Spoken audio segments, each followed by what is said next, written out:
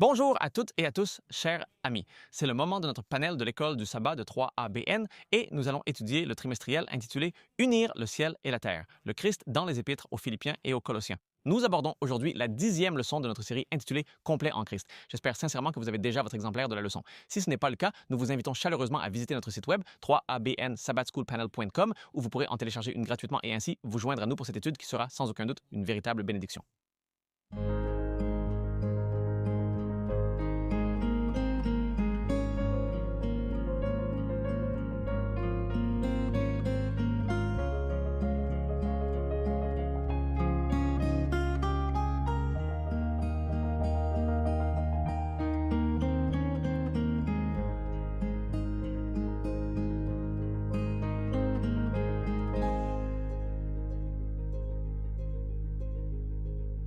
Bienvenue au panel de l'école du sabbat de 3ABN. Aujourd'hui, nous avons une puissante leçon dans la parole de Dieu et nous en sommes à la leçon numéro 10, Complet en Christ. Nous étudions le livret intitulé Unir le ciel et la terre, Christ dans Philippiens et Colossiens, une étude très puissante et j'espère que vous l'avez suivie. Et encore une fois, nous tenons à vous inviter, si jamais vous n'avez pas de leçon, vous pouvez vous rendre sur le site web 3abnsabbathschoolpanel.com et vous y trouverez un onglet où vous pourrez vous inscrire. Et une fois que vous serez inscrit, devinez ce qui se passe, vous recevrez continuellement et automatiquement les leçons ou les notes que la famille du panel 3ABN prépare pour vous. Et nous tenons à vous encourager vivement à les utiliser, car il y a beaucoup de prières, d'études approfondies et de dépendance envers Dieu qui sont investies dans ces notes. Nous espérons sincèrement que cela vous sera d'une aide précieuse dans vos études. Et maintenant, j'aimerais vous présenter la famille du panel de l'école du sabbat 3ABN qui est ici. À ma gauche, Sœur Jill Morricone. Merci beaucoup, Pasteur Johnny. Lundi, nous examinons Enracinés et grandissant en Christ. Amen. Et maintenant, nous allons poursuivre avec Sœur Shelley Quinn. Je te remercie, Johnny. J'ai la leçon de mardi qui s'intitule Cloué à la croix. Amen. Pasteur James Rafferty. Ravi d'être ici, Johnny. J'ai la leçon de mercredi qui est complète en Christ. Amen à cela. Et nous avons à la toute fin le pasteur Ryan Johnson. Bienvenue. Oui, pasteur Denze. La leçon de jeudi est les commandements des hommes. Amen. Amen. Eh bien, comme nous l'avons dit, il y a beaucoup de prières qui entrent dans ceux-ci et donc nous voulons commencer par une prière. J'aimerais demander au pasteur Johnson s'il peut nous guider, s'il vous plaît. Bien sûr, Père céleste. Merci beaucoup pour l'opportunité de nous rassembler comme c'était Seigneur et d'entrer dans ta parole. Rapprochez-nous les uns des autres en le faisant. Rapprochez-nous de vous, Seigneur. Sauvez-nous dans votre royaume. Quand tu viens, nous demandons ces choses au nom puissant de Jésus-Christ. Amen. Eh bien, nous poursuivons notre étude ici avec la leçon intitulée Complet en Christ. Il y a un texte à mémoriser que je voudrais vous soumettre, que j'aimerais partager avec vous.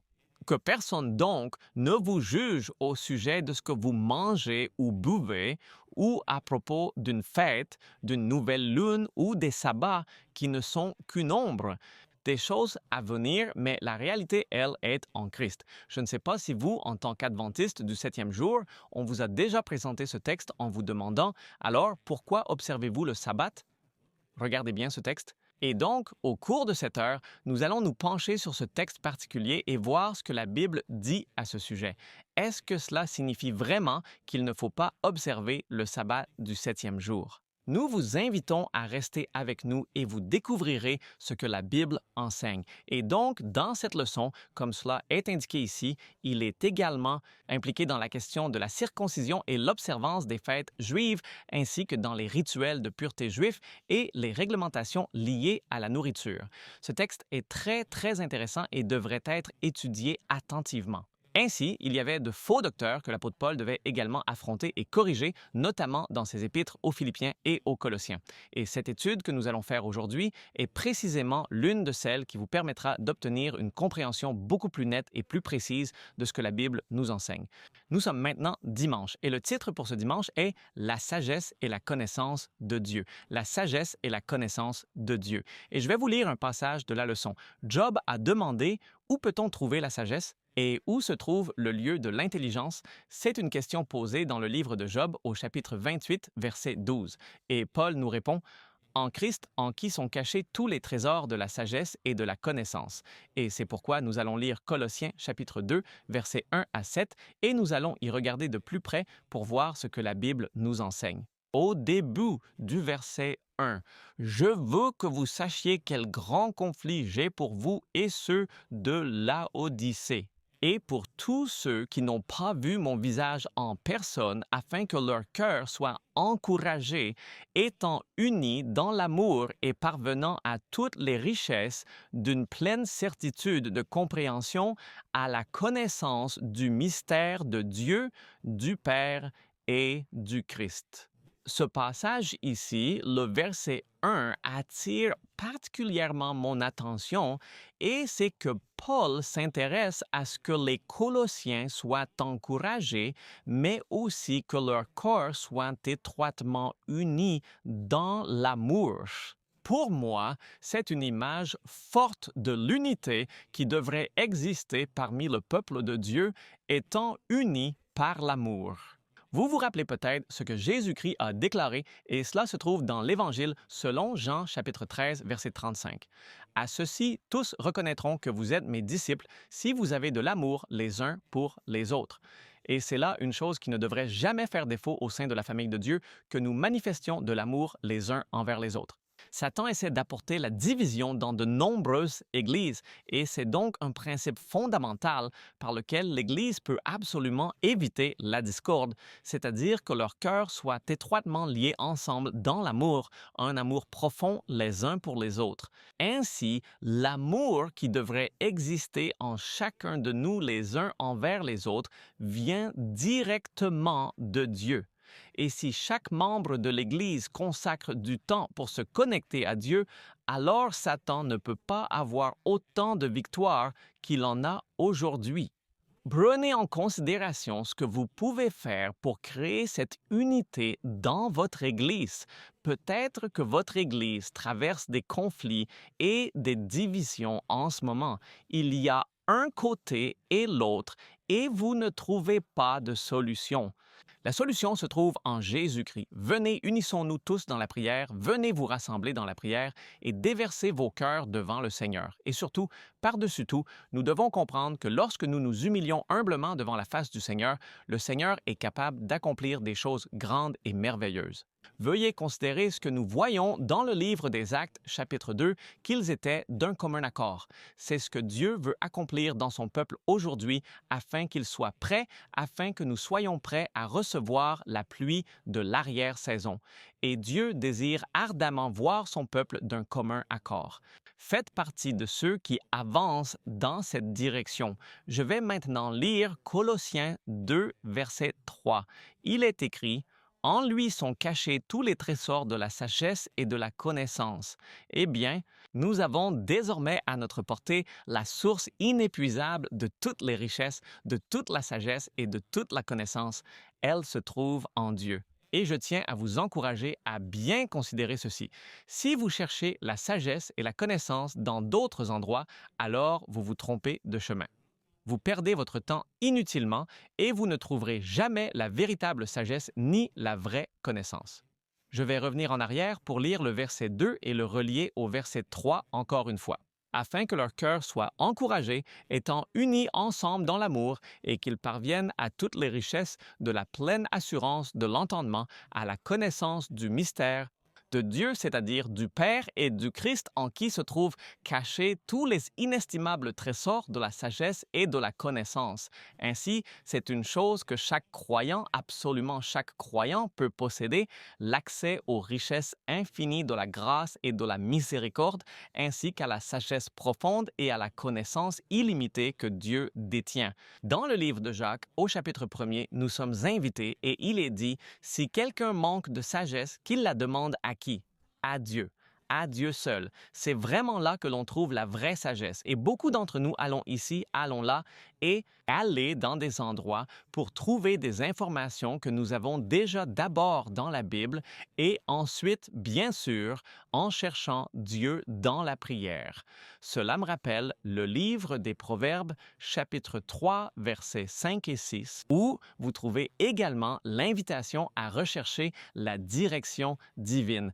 Et il est tout à fait possible possible de trouver cette direction auprès de Dieu. Malheureusement, beaucoup de gens ont tendance à se tourner vers les horoscopes et même on essaie de trouver une voyante pour savoir ce qui va se passer, que ce soit pour telle ou telle chose. Et ça me rappelle l'histoire d'une dame qui traversait de grandes difficultés parce que son mari l'avait quittée pour une autre femme. Alors, elle a commencé à appeler cette ligne de voyance et à cette époque, il vous facturait à la minute et pour une somme d'argent absolument folle. Et elle appelait plusieurs fois par jour, chaque jour, et en une seule semaine, elle devait des centaines de dollars à cette ligne d'assistance psychique qu'elle appelait. Et bien sûr, elle ne trouvait pas de réponse parce qu'elle n'arrêtait pas d'appeler plusieurs fois par jour pendant au moins 2 ou 3 semaines. Et bien sûr, elle se posait la question, « Mon mari reviendra-t-il? » Tournons nos regards vers le Seigneur Jésus-Christ. Recherchons le Seigneur pour obtenir sa direction et ses conseils. Et bien sûr, nous devons nous en remettre entièrement à lui. Et cette idée de trouver la sagesse et la connaissance est également liée au grand plan de rédemption de Dieu. Dans le grand plan de rédemption de Dieu, vous irez vers le Seigneur, vous tournerez vers les Écritures et vous lui demanderez de vous accorder la compréhension de ces Écritures. Et nous tenons à vous rappeler que les Écritures ne devraient jamais être étudiées sans prière et sans abandonner pleinement nos cœurs au Seigneur, car si nous ne procédons pas ainsi, nous n'obtiendrons pas de réponse claire de la part du Seigneur. J'ai quelques versets bibliques à partager avec vous. Il y en a un qui se trouve dans Ésaïe 45, verset 11. Ésaïe 45, verset 11. Veuillez écouter attentivement, s'il vous plaît. Ainsi parle l'Éternel, le Saint d'Israël et son Créateur. Interrogez-moi sur les choses à venir concernant mes fils et concernant l'œuvre de mes mains, commandez-moi. Alors, voulez-vous connaître ou comprendre les prophéties, connaître et comprendre les prophéties? Le Seigneur nous demande de l'interroger au sujet des choses qui vont arriver, de celles qui sont sur le point de se produire. Il a des réponses pour nous. Colossiens 2, verset 4. Nous revenons à Colossiens où il est dit « Or, je dis ceci afin que personne ne vous trompe par des paroles persuasive. » Et c'est quelque chose que nous devons comprendre. Le diable a des gens qui ont des paroles persuasives et trompeuses, et elles peuvent sembler intelligents, qu'ils ont du sens et qu'ils vous promettent des choses qui semblent même trop belles pour être vraies, mais la façon dont la personne parle peut éloigner beaucoup de gens du Seigneur. Malheureusement, je pense à l'affaire de Waco, à l'individu David Koresh qui trompait beaucoup de gens et il avait la capacité de passer d'un texte à l'autre. Je crois qu'il avait aussi mémorisé beaucoup d'écritures. Et malheureusement, même des personnes que certains jugeaient en se disant « Oh, celui-là est intelligent. Il est allé à Yale. Il avait des gens qui le suivaient que les gens considéreraient comme « Oh, très intelligent, très malin. » Nous devons comprendre que le Seigneur a de la sagesse et des trésors pour nous. Si quelqu'un manque de sagesse, qu'il la demande à Dieu. Là, il y avait des trompeurs à l'époque de Paul et à l'époque des Colossiens. Il essaie de les mettre en garde. Et maintenant, les versets 5, 6 et 7 très rapidement. « Car bien que je sois absent de corps, je suis avec vous en esprit, me réjouissant de voir votre bon ordre et la solidité de votre foi en Christ. Puisque vous avez donc reçu le Christ Jésus, le Seigneur, ainsi marchez en lui, enracinés et édifiés en lui, affermis dans la foi selon ce qui vous a été enseigné, y abondant avec reconnaissance, que Dieu continue de vous bénir pendant que vous écoutez le reste des présentations. » Oh, merci infiniment, Pasteur Johnny. Quelle leçon absolument incroyable. J'apprécie cela énormément. Je suis Jill Morricone. Lundi, nous examinerons Enracinés et grandissant en Christ et nous reprendrons exactement là où le pasteur Johnny s'est arrêté. Si vous regardez Colossiens 2, Paul combat les hérésies, les enseignements erronés qui s'introduisaient dans l'Église de Colosse. Et tout le monde couvre vraiment ce sujet. Le centre de ma journée est comment devons-nous vivre en tant que chrétiens convertis? Et j'aime vraiment que Paul les inclue avant de s'attaquer réellement à ces hérésies. Parce que si nous ne connaissons pas vraiment Jésus, si notre cœur n'est pas converti, toute connaissance intellectuelle et théologique, aussi vaste soit-elle, ne nous sera d'aucune utilité. Alors oui, c'est un point absolument fondamental avant que nous puissions aborder le reste de ce chapitre. Donc, si nous prenons le Christ au sérieux, vous et moi, en tant que notre Créateur et notre Rédempteur, comment devrions-nous vivre notre vie? Et est-ce que la façon dont nous menons notre vie en tant que chrétiens a vraiment de l'importance? Puis-je être un chrétien, un disciple de Jésus, et vivre ma vie exactement comme je l'entends? Eh bien, en fait, vous pouvez. Vous pouvez revendiquer le nom de Christ et vivre comme si vous n'étiez pas Jésus. Mais est-ce ce que Dieu nous appelle à faire? Veut-il que nous marchions dans l'hypocrisie, que nous soyons comme ces sépulcres blanchis que Jésus désignait comme certains de ses scribes et pharisiens, et même les maîtres religieux de son époque qui affichaient une apparence de piété, mais qui, au fond d'eux-mêmes, ne connaissaient absolument pas Dieu? Le pasteur Johnny a déjà cité ce passage biblique, Jean chapitre 13, verset 35. « À ceci, je saurai que vous êtes mes disciples, si vous avez de l'amour les uns pour les autres. » Jésus a également dit dans Matthieu chapitre 7, versets 15 et 16, « Méfiez-vous des faux prophètes qui viennent à vous déguiser en brebis. Intérieurement, ce ne sont que des loups rapaces. Vous les reconnaîtrez à leurs fruits. » Cela signifie que nous pouvons clairement reconnaître et distinguer ceux qui suivent le chemin de Jésus par la façon dont ils vivent leur existence. Alors, penchons-nous un instant sur cette question. Comment devons-nous vivre notre vie de chrétien? 7 clés essentielles pour vivre pleinement en tant que chrétien. Et j'ai ici 3 versets bibliques. Nous allons tirer les 7 clés principales de ces 3 passages. Nous sommes dans l'Épître aux Colossiens, chapitre 2, versets 6 à 8. Oui, ces 3 versets. Nous reprenons Colossiens 2, 6. « Comme vous avez donc reçu Jésus-Christ le Seigneur, marchez ainsi en lui. » Vivre en tant que chrétien signifie, avant toute chose, que nous devons recevoir Jésus-Christ. C'est fondamental de recevoir Jésus.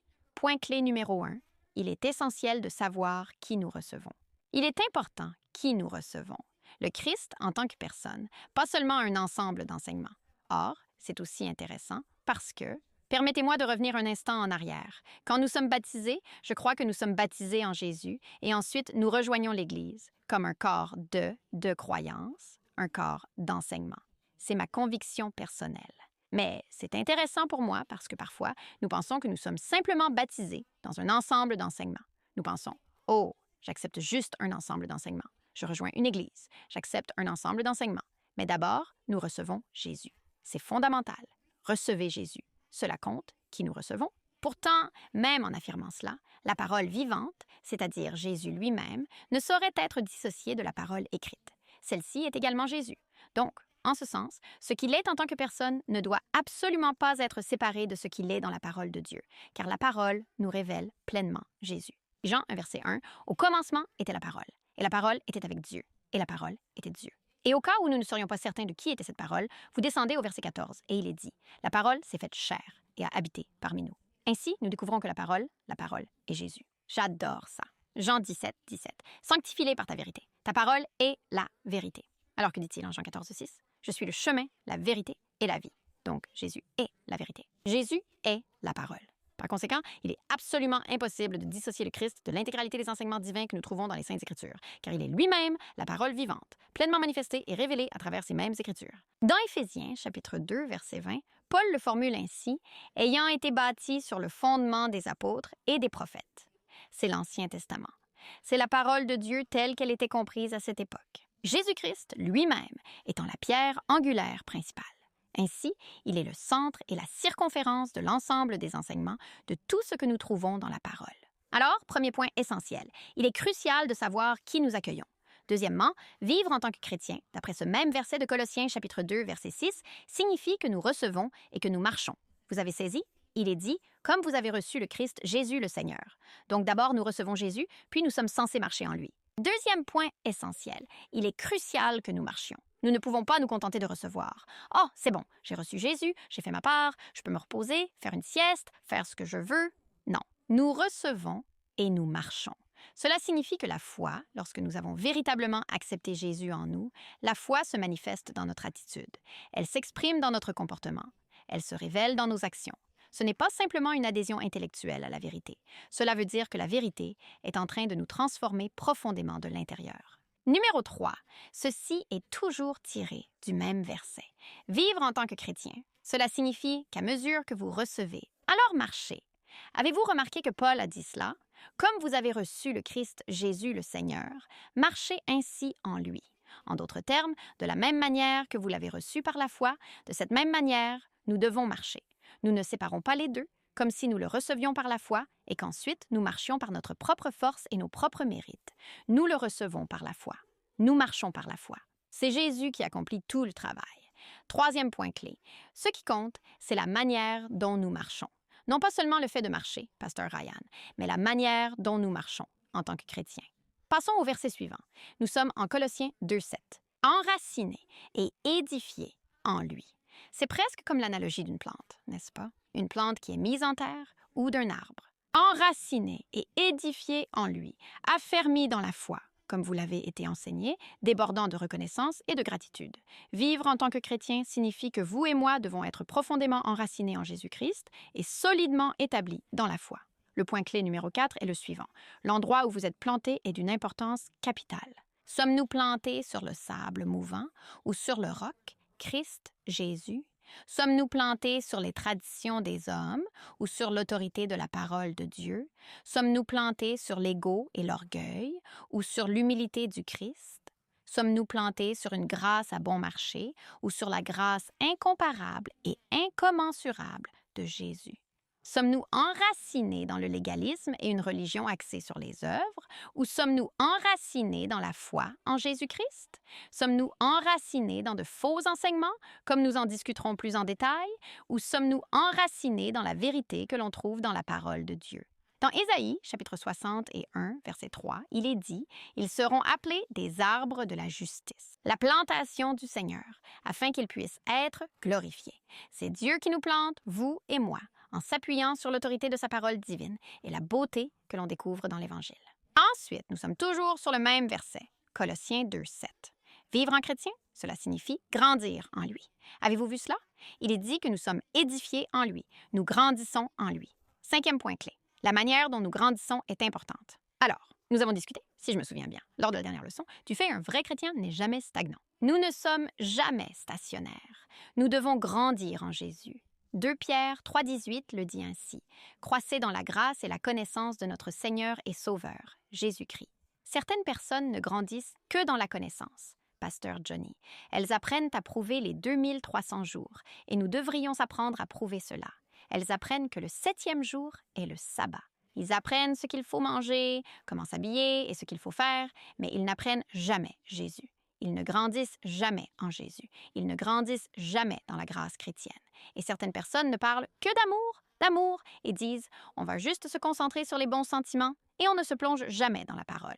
Nous avons besoin des deux. Nous sommes appelés à grandir dans la grâce. Et nous sommes appelés à grandir en caractère, en amour et dans le fruit de l'esprit. Mais nous devons aussi grandir en connaissance. Nous devons croître dans la connaissance de la parole. Dieu nous appelle à étudier, à nous montrer dignes de son approbation. Il nous appelle à apprendre. Numéro 6. Vivre en tant que chrétien signifie que nous vivons avec joie. Ceci se trouve toujours dans Colossiens 2,7. Comme vous l'avez appris, la fin de ce verset, en débordant de reconnaissance. Point clé numéro 6, il est important de savoir pourquoi nous nous réjouissons. Maintenant, si vous regardez le livre des Colossiens, nous nous réjouissons car nous sommes participants de l'héritage des saints.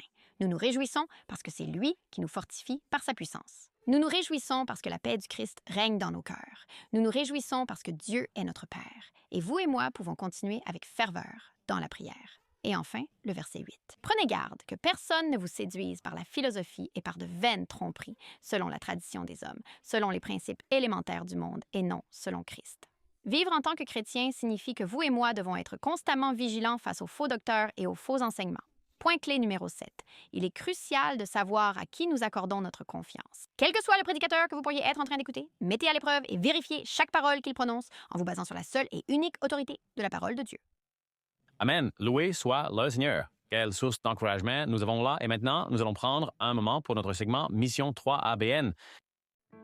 Bonjour, je suis Greg Morricone. Je suis ravi que vous m'ayez rejoint pour un moment de mission de 3ABN. Kevin était adolescent lorsqu'il a rejoint l'armée et s'est marié avec sa bien-aimée. Ils ont eu 2 filles avant qu'ils ne soient envoyés en Irak avec la garde nationale. Pendant qu'il était déployé à l'étranger, son épouse avait du mal à s'occuper de leurs 2 jeunes filles ainsi que d'une grand-mère souffrante et son inquiétude constante pour sa sécurité l'a finalement poussé à chercher de l'aide médicale pour une dépression. Plus tard, elle a trouvé du réconfort et de l'aide auprès de Dieu en fréquentant une église baptiste avec une amie. Cependant, alors qu'elle partageait sa foi grandissante avec Kevin, il est devenu de plus en plus réticent. À son retour à la maison, les tensions se sont considérablement aggravées. « Je n'avais absolument pas l'intention d'adorer le Seigneur, » dit Kevin, « mais je voulais passer du temps avec ma famille. Alors, j'ai finalement accepté d'aller à l'église avec eux. Et c'est là que Kevin a commencé à changer. J'ai commencé à lire ma Bible. » dit-il. Et bien que j'ai toujours écouté de la country, du heavy metal et du rock, j'ai cherché une station de radio chrétienne et j'ai découvert 3 ABN Radio. Dès que je l'ai entendu, j'ai su qu'il prêchait le véritable évangile. Kevin a partagé ce qu'il entendait à la radio avec sa femme. Elle était très sceptique au début, mais je lui ai dit que ce que nous devions faire était de nous réconcilier avec le Seigneur. Et ce fut le début d'une histoire incroyable.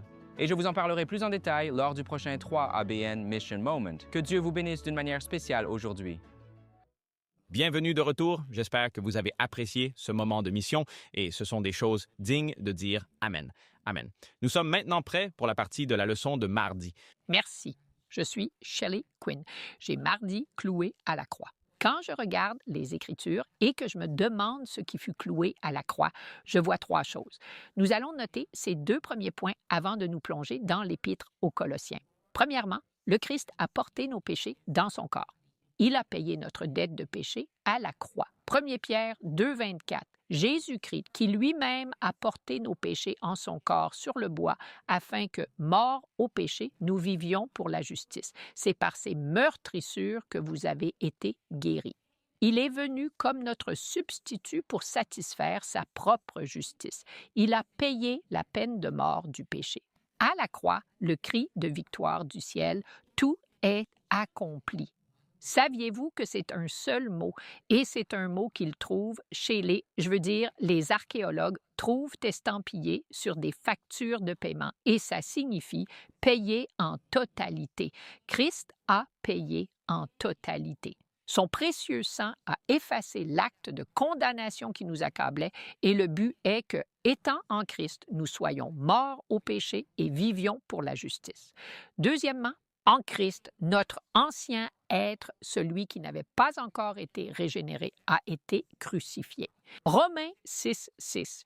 Notre vieil homme a été crucifié avec lui. Cela signifie clairement qu'il a été cloué à la croix afin que le corps du péché soit entièrement détruit et que nous ne soyons plus jamais des esclaves du péché. Troisièmement, l'Ancienne Alliance, la loi mosaïque, avec tous les signes et les symboles qui pointaient vers la venue du Christ, ont été pleinement accomplis et abolis. Éphésiens 2, 13 à 16, notez simplement cela. Mais maintenant, en Jésus-Christ, vous qui étiez autrefois éloignés, avez été rendus proches par le sang du Christ, car c'est lui notre paix. Lui qui des 2 peuples n'en a fait qu'un seul et qui a renversé le mur de séparation, l'inimitié, ayant aboli dans sa chair par son sang à la croix, ayant aboli l'inimitié qui est la loi des commandements contenus dans les ordonnances. C'est l'ancienne alliance, le livre de l'alliance ou le livre de la loi mosaïque, afin de créer en lui-même un seul homme nouveau à partir des 2, faisant ainsi la paix, pour les réconcilier tous 2 avec Dieu en un seul corps par la croix, mettant ainsi fin à l'inimitié. Maintenant, regardons notre verset clé dans Colossiens 2, 14, où nous allons commencer.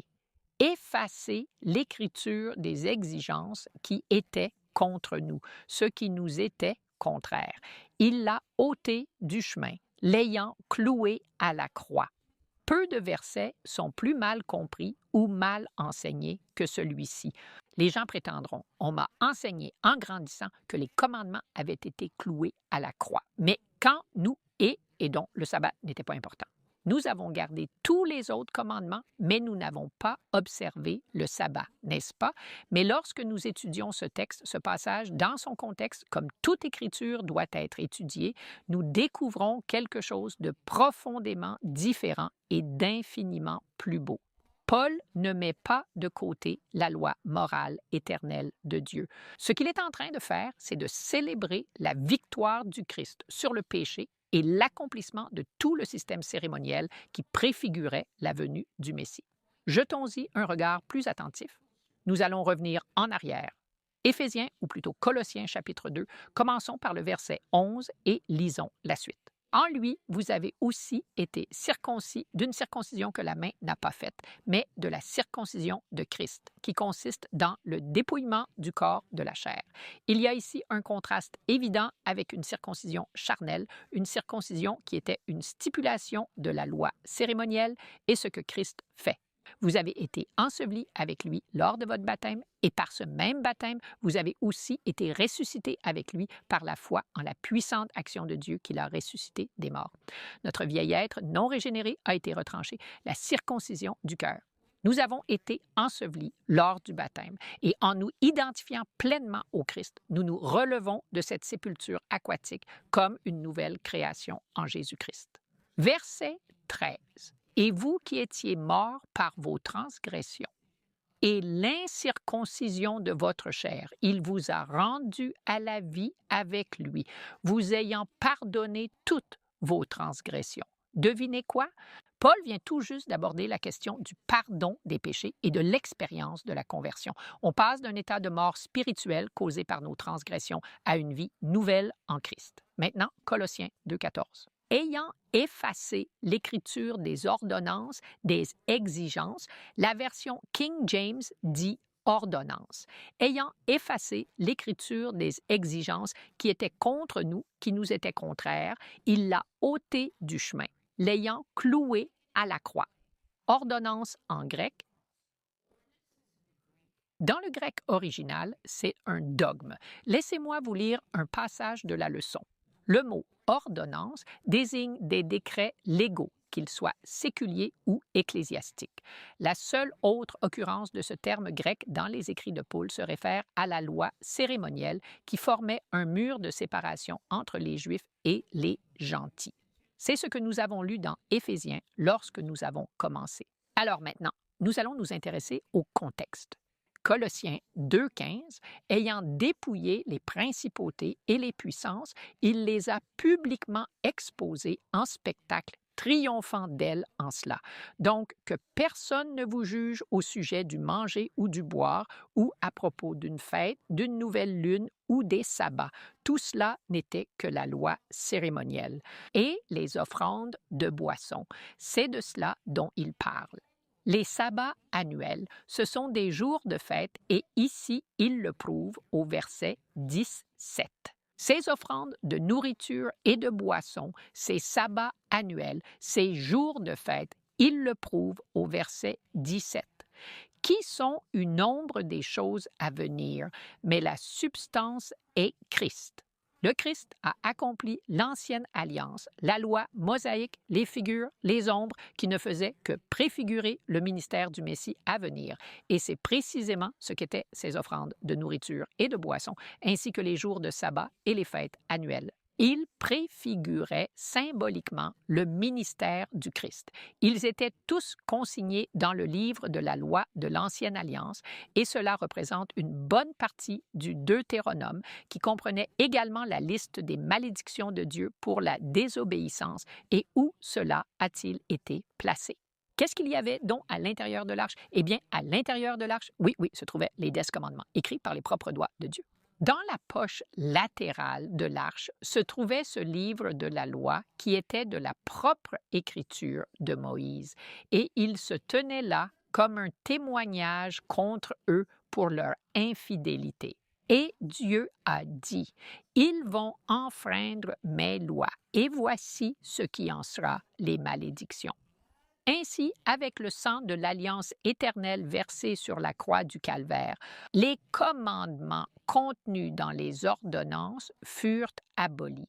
Je veux dire, l'agneau est arrivé. Il n'y avait plus besoin de quoi que ce soit qui le désignait à l'avance. Mais qu'est-ce qui n'a pas été cloué sur la croix? L'Écriture est claire. La loi morale d'amour de Dieu reflète son caractère saint. Elle est résumée dans les 10 commandements. Considérez-les comme les limites de l'amour de Dieu. C'est un Dieu qui établit des limites, qui veille à les maintenir. Et il agit par la puissance de l'amour, mais ce qu'il déclare dans Hébreux chapitre 8, verset 10, « Voici la nouvelle alliance. » Oui, j'écrirai mes lois dans votre esprit et sur votre cœur. Donc, clairement, Paul ne suggère pas que les 10 commandements ont été cloués à la croix. Pas quand il définit ailleurs le péché comme la violation des 10 commandements, comme nous le voyons dans Romains 7,7. Alors, quand vous réfléchissez à Jésus qui meurt sur la croix, chaque symbole, chaque élément du sanctuaire a trouvé sa pleine et parfaite réalisation en lui. L'agneau tant attendu était enfin arrivé. Le sang des animaux n'était pas suffisant. Ce n'était que des signes. Ce qui n'a pas été cloué à la croix, ce sont les 10 commandements. Mais la loi cérémonielle avait servi son dessein en révélant le plan de Dieu pour le salut. Donc, la croix n'a pas aboli l'obéissance. Elle a accompli les symboles et les ombres qui ont trouvé leur réalité en Jésus-Christ. Amen, amen. Excellent. Merci beaucoup, Shelley. Pasteur James Rafferty ici. Nous reprenons là où Shelley s'est arrêtée. Nous sommes dans le chapitre 2 de Colossiens et nous allons examiner les versets 16 à 19 et simplement ajouter beaucoup à ce qui a déjà été partagé. La question que nous allons poser est quelles pratiques judéo-chrétiennes sont mises en avant ici par Paul? Quelles pratiques judéo-chrétiennes sont mises en avant ici par Paul? Colossiens chapitre 2, verset 16, « Que personne donc ne vous juge au sujet du manger ou du boire, ou à propos d'une fête, d'une nouvelle lune ou des sabbats, qui ne sont qu'une ombre des choses à venir, mais la réalité est en Christ. Que personne ne vous frustre de votre récompense par une fausse humilité et par le culte des anges, s'ingérant dans des choses qu'il n'a pas vues. » Vainement gonflé d'orgueil dans son esprit charnel et ne s'attachant pas au chef, duquel tout le corps, par des jointures et des liens, recevant la nourriture et étant uni, croît de l'accroissement de Dieu. Ainsi, à ce jour, les érudits ne s'accordent pas sur les problèmes exacts que Paul abordait ici. Ce dont nous pouvons être sûrs, c'est que l'épître de Paul elle-même fournit un bon nombre d'informations sur ce qui semble avoir été une influence juive chrétienne de division dans cette Église majoritairement païenne. Et vous pouvez consulter Colossiens 2,13 pour cela. C'est-à-dire que les croyants juifs imposaient des choses qui n'étaient pas nécessaires aux membres, en particulier aux croyants non juifs. C'est une division majeure que nous voyons se produire à travers toutes les épîtres de Paul. Vous pouvez lire à ce sujet dans les Galates, dans les Éphésiens, dans les Colossiens, dans les Romains, surtout dans Romains chapitre 14. Paul aborde cette question à maintes reprises. En fait, ils ont eu un concile, je crois, vers l'an 49 après Jésus-Christ à Jérusalem, le concile d'Acte 15, pour essayer de déterminer ce que ces nouveaux convertis devaient observer par rapport aux lois de l'Ancien Testament. Et vous pouvez imaginer que cela fut difficile pour les Juifs, car pendant des siècles, des milliers d'années même, ces lois leur avaient été transmises. Elles faisaient partie intégrante de leur expérience religieuse et de leur foi. Elles étaient au cœur de leur tradition et de leur culture. Et puis, bien sûr, elles leur venaient directement de Dieu et il leur était difficile de concevoir qu'elles fussent accomplies en Jésus-Christ. Il leur était donc très difficile d'y renoncer. Et les gentils, aucun problème du tout. Je veux dire, ils ne savaient même rien à ce sujet. C'était tout nouveau pour eux. Vous ne voulez pas que nous fassions cette chose? Pas de problème, nous ne le ferons pas. Et donc, vous pouvez voir comment une division pourrait avoir lieu ici. Et c'est pourquoi Paul dit « ne jugez pas ». Gentils, ne jugez pas les Juifs. Juifs, ne jugez pas les gentils. Ne vous jugez pas les uns les autres.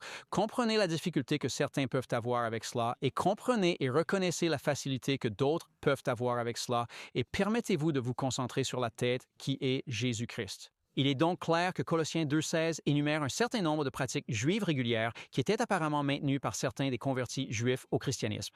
Est-ce que c'est acceptable? Oui, c'est tout à fait acceptable. Nous ne vous jugerons absolument pas si vous souhaitez continuer à observer ces choses, mais il est important de reconnaître que toutes ces choses sont pleinement accomplies en Jésus. Reconnaissez que vous ne devriez pas imposer ce que vous voulez faire aux autres quand ce n'est pas clairement enseigné dans la parole de Dieu. Nous vous laisserons faire cela. Nous vous laisserons cette liberté. On ne va pas te juger, on ne va pas te critiquer, mais ne nous juge pas et ne nous critique pas, car nous ne nous sentons pas tenus de suivre ces traditions. Mais même les éléments de Colossiens 2,18 s'inscrivent dans le même contexte. Jésus a critiqué les prétentions à l'humilité des chefs religieux. Nous devons donc être prudents ici, n'est-ce pas? Car parfois, ce qui se produisait chez les Juifs convertis au christianisme, c'est qu'ils introduisaient ces pratiques comme une forme extérieure d'œuvre de justice, plutôt qu'une véritable expérience vécue du cœur, et ils s'efforçaient d'imposer cette justice extérieure aux croyants d'origine païenne, alors que cela ne venait absolument pas de leur cœur de le faire. Et bien sûr, vous ne pouvez pas avoir à cœur de faire ce que Dieu ne vous ordonne pas, car c'est Dieu qui transforme le cœur. Vous pouvez transformer les actions extérieures, mais seul Dieu peut transformer le cœur. Ainsi, à travers les rouleaux de l'Ancien Testament, nous apprenons que les anges occupent une place prépondérante dans certaines conceptions juives du culte. Par conséquent, les problèmes auxquels Paul était confronté à Colosse étaient très probablement similaires à ceux qu'il avait rencontrés ailleurs. Et puisque le passage des Colossiens, plus précisément Colossiens 2,16, est très souvent mal interprété, il est donc absolument essentiel d'examiner ce verset avec une très grande attention. Je souhaite que vous prêtiez une attention particulière à certains points ici. Tout d'abord, l'emploi par Paul du mot « donc », et cela se trouve dans la version standard anglaise, indique clairement qu'il s'agit d'une conclusion tirée de ce qu'il avait déjà exposé précédemment. Ainsi, auparavant, il avait jugé nécessaire de rejeter la circoncision physique car elle était à l'origine la manifestation extérieure d'un changement intérieur du cœur, n'est-ce pas? Donc, couper la chair, c'était couper la chair de la dépendance à nos œuvres pour la justice ou de la dépendance à notre obéissance extérieure plutôt qu'à une obéissance du cœur. La nourriture et la boisson, il en parle, fait référence aux offrandes de nourriture et de boisson que les Israélites apportaient au temple. Et les spécifications d'une fête ou d'un sabbat de nouvelle lune, Colossiens 2,16 dans la nouvelle King James, fait apparemment allusion à Osée chapitre 2 et verset 11 où la même séquence de jours cérémoniels est mentionnée, ce qui inclut les sabbats cérémoniels. Jetons un coup d'œil rapide à ces versets. Osée, chapitre 2, verset 11. Dans ce contexte, Dieu est en train de dire en fait « Je suis fatigué de vos fêtes, je suis fatigué de vos sacrifices, je suis fatigué du sang de tous ces animaux. » Vous savez, parfois les gens se demandent « Pourquoi Dieu a-t-il exigé la mort de tous ces animaux? Pourquoi Dieu exige-t-il tout cela, ce sang et ce sacrifice? » Et la réponse est que Dieu ne l'a pas exigé. C'est le péché qui l'a exigé. Dieu nous montrait à travers les lois cérémonielles ce que le péché fait réellement et à quoi il conduit. Il conduit à la mort. Il conduit au sacrifice et finalement au sacrifice de Jésus. Je mettrai fin à toute sa joie, à ses jours de fête, à ses nouvelles lunes, à ses sabbats et à toutes ses solennités. Vous voyez ici, nous avons les jours de fête qui incluaient la nourriture et la boisson. Nous avons les nouvelles lunes, nous avons ses sabbats et ses solennités. Il ne s'agit clairement pas du sabbat du 7e jour, il est question de l'ensemble de ces sabbats qui étaient liés aux lois cérémonielles et aux Pâques, etc. Tout cela s'est accompli en Jésus-Christ. Et quand il dit « je vais faire cesser tout cela », il parle de ce qui va se passer en Jésus. Cela va être accompli en Jésus. Tout cela va disparaître et il va être votre époux. Et c'est le contexte du livre d'Osée. Nous avons un cultivateur en Jésus-Christ. Oui. Et ensuite, il est dit, quand vous moissonnez, c'est Lévitique 23, 22. Et juste quelques versets supplémentaires ici. Alors, nous voulons aussi regarder Lévitique 23. Vous pourriez consulter les versets 11, 24 et 32 qui mettent également en lumière les sabbats cérémoniels. Alors, Lévitique 23, 22. Quand vous ferez la moisson dans votre pays, vous ne moissonnerez pas entièrement les coins de votre champ et vous ne ramasserez pas ce qui reste à glaner de votre moisson. Vous laisserez cela aux pauvres et à l'étranger. Je suis l'Éternel, votre Dieu. Ce sera, verset 32 du Lévitique 23. Ce sera pour vous un sabbat de repos et vous affligerez vos âmes le 9e mois de l'année au soir. Du soir au soir, vous célébrerez votre sabbat. Cela n'avait absolument rien à voir avec le sabbat du 7e jour. Il s'agit ici du jour des expiations. Il s'agissait de sabbat qui venait s'ajouter au sabbat hebdomadaire du 7e jour et qui était spécifiquement lié aux lois cérémonielles. Donc, il est absolument crucial de bien comprendre dans ces passages des Colossiens que la propre interprétation de Paul, selon laquelle ces choses sont l'ombre de ce qui devait venir et que la réalité est le Christ, c'est qu'il fait référence aux lois cérémonielles qui annonçaient la venue de Jésus et qui ont trouvé leur plein accomplissement en lui. Ainsi, dont les jours de cérémonie comme les sacrifices, qui désignaient l'œuvre de Christ particulièrement en lien avec l'agneau.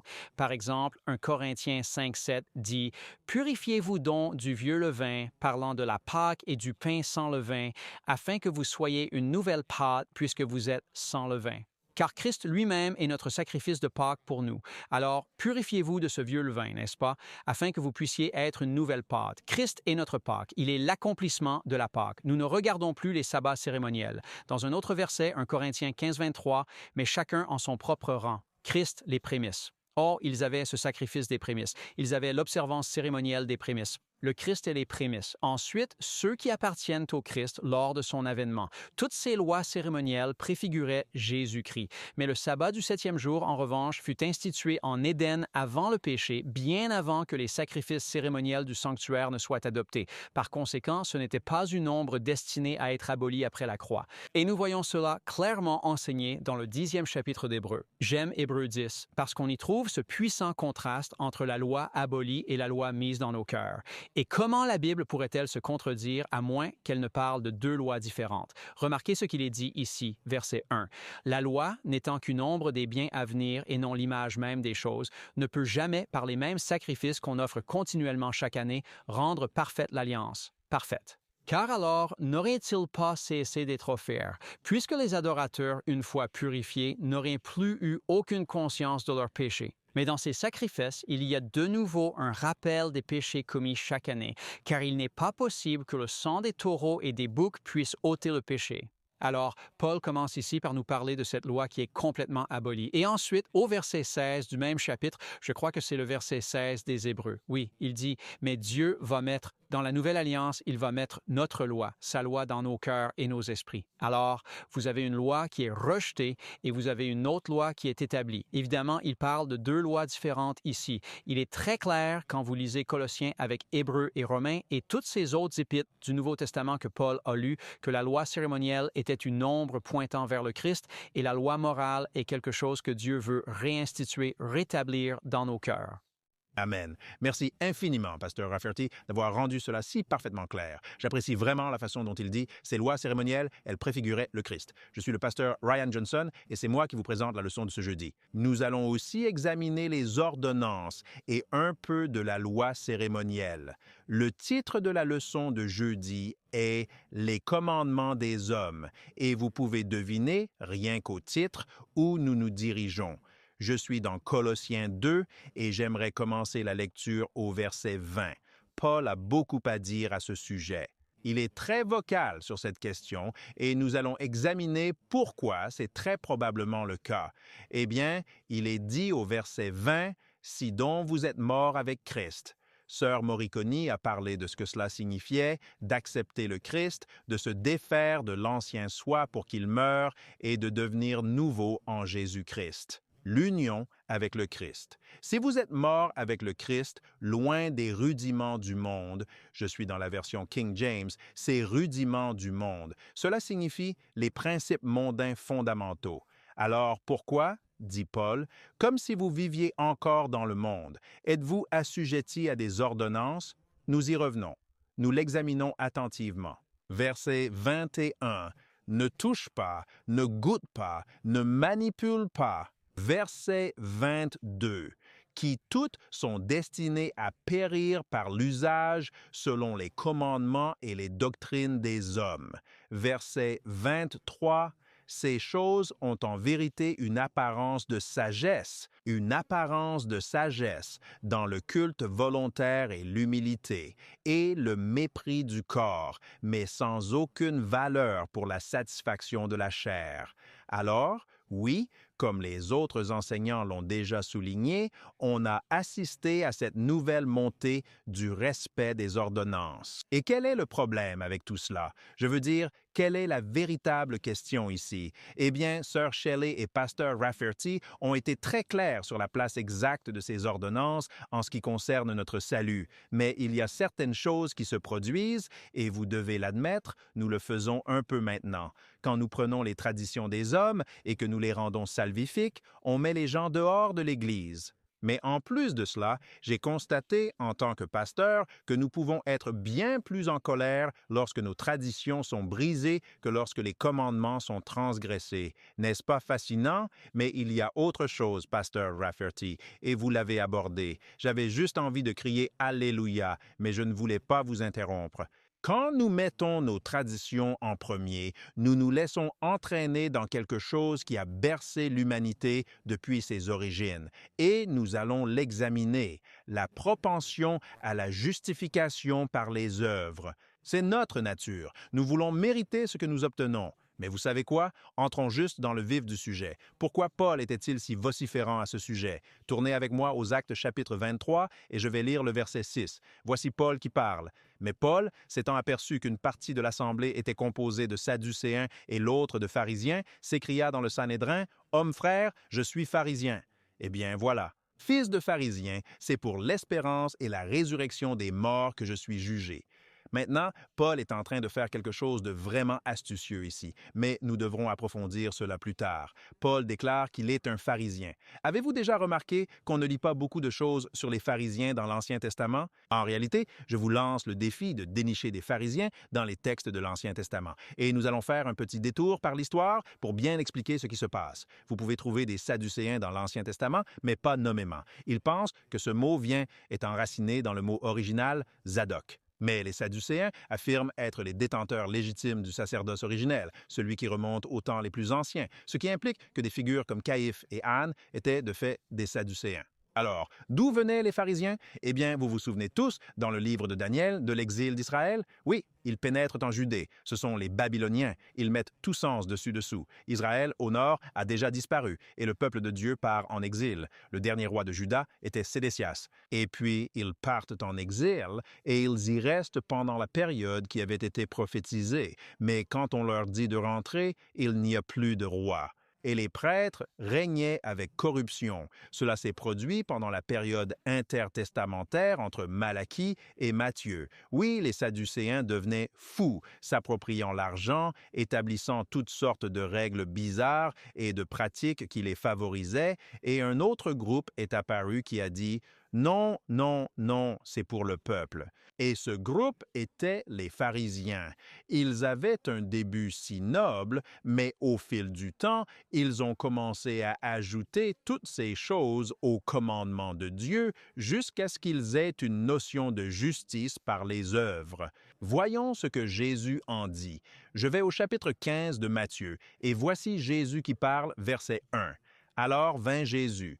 Alors vinrent vers Jésus des scribes et des pharisiens, qui étaient de Jérusalem, et ils dirent, « Pourquoi tes disciples transgressent-ils la tradition des anciens? Car ils ne se lavent pas les mains quand ils mangent du pain. » Furieux à ce sujet, ils ne prennent même pas la peine de se laver les mains. Mais regardez-moi ça, c'est incroyable. Et regardez ce qu'il dit. Jésus dit au verset 6, « Je vais descendre un peu. » Jésus dit, « Et si vous n'honorez pas son père et sa mère, il sera libre. » Ainsi, vous avez rendu les commandements de Dieu sans effet par votre tradition.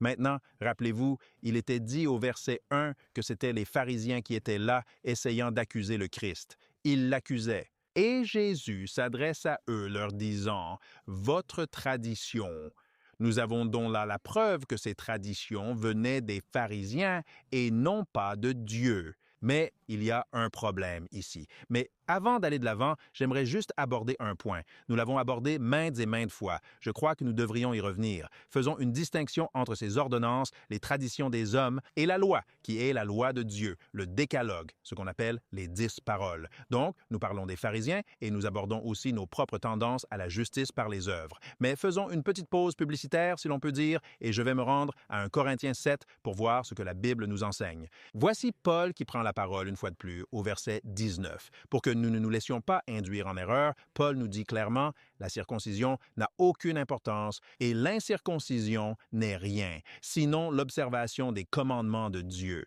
Maintenant, vous pourriez penser que ce qu'il dit, c'est que la circoncision, cette ordonnance, n'est rien d'autre que l'observation des commandements de Dieu. Mais cette conjonction « mais » dans le grec original, cela signifie « contraire à ». Donc, ce que Paul affirme, c'est que la circoncision ou l'incirconcision n'a aucune signification, contrairement à l'obéissance aux commandements de Dieu. Ici, dans ce verset, il fait la distinction. Nous sommes appelés à observer les commandements de Dieu si nous l'aimons véritablement, comme une preuve concrète de notre amour, comme le fruit de notre foi. Bon, je tenais juste à m'assurer que c'était absolument limpide et bien compris. Mais là, dans l'Évangile de Matthieu, chapitre 15, Jésus met en évidence que les traditions des hommes ont été placées avant les commandements de Dieu. Et cela nous berce dans une fausse complaisance, parce que simplement en étant comme nous sommes, nous voulons faire quelque chose, nous voulons gagner notre vie. Vous savez, quand il est dit que Jésus fréquentait les pécheurs, j'ai cherché ce que signifiait pécheur, et la définition n'était pas seulement des gens ouvertement en rébellion contre Dieu, mais aussi ceux qui ne respectaient pas les ordonnances. Si vous ne vous laviez pas les mains, vous étiez un pécheur. Mais si tu ne veux pas être un pécheur, tu peux te laver les mains. Et nous voyons cette mentalité dès le début. Tournons-nous vers Genèse chapitre 3, et nous sommes ici dans le jardin, juste après la chute de l'humanité. Et regardez ce qui se passe au verset 7. Il est dit: « Alors leurs yeux s'ouvrirent, et ils réalisèrent qu'ils étaient nus. » Ils ont ressenti une perte. Ils se sont sentis s'être eux-mêmes éloignés du Maître. Et regardez ce qu'ils font. Ils ont cousu des feuilles de figuier ensemble et se sont confectionnés des tabliers.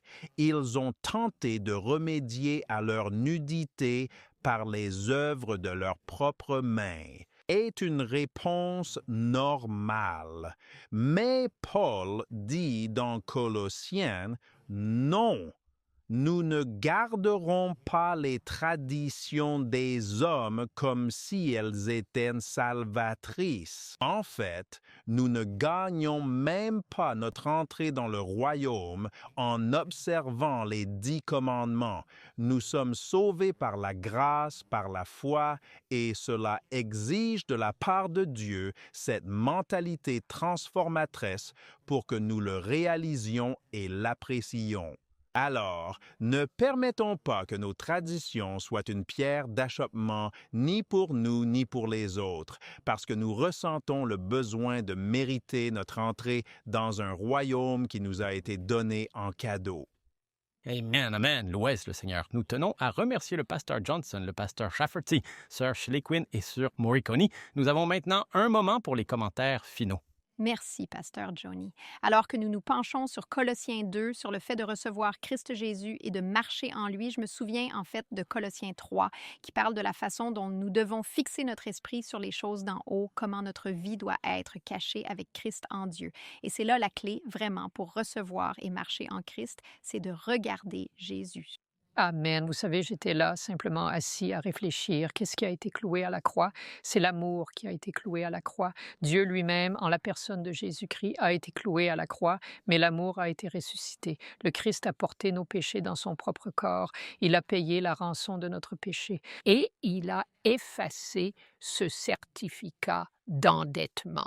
Notre vieille nature non régénérée et ses lois cérémonielles ont été clouées à la croix car elles le désignaient, il les a accomplies.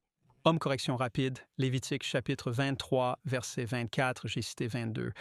Verset 24, l'accent mis par Paul dans Colossiens alors qu'il centre ses arguments avant et après ce verset est « Ne jugeons pas les uns les autres, cessons de nous juger les uns les autres, que chacun soit pleinement convaincu dans son propre esprit, perdons cette mentalité de jugement et que la grâce de Dieu règne dans vos cœurs. » Hommes, amis, la pratique de la justice par les œuvres menace de nous endormir dans un sentiment de fausse justice où nous nous sentons comme « Eh, je fais cela, je suis en sécurité », mais il n'y a eu aucun changement de cœur.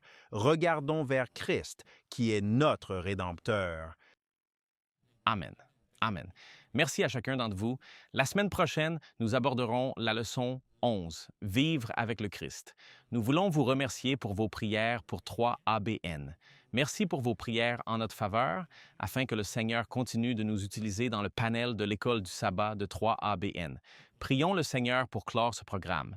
Ô notre Père céleste, plein d'amour et merveilleux, nous te rendons grâce, Seigneur, pour les précieuses instructions que tu nous as accordées et pour la grande bénédiction de pouvoir partager ce que tu as généreusement mis à notre disposition. Nous implorons ta bénédiction sur chaque personne qui écoutera et nous te supplions de nous aider à mettre toutes ces choses en pratique, en plaçant notre entière confiance en toi, car nous sommes pleinement accomplis en Jésus.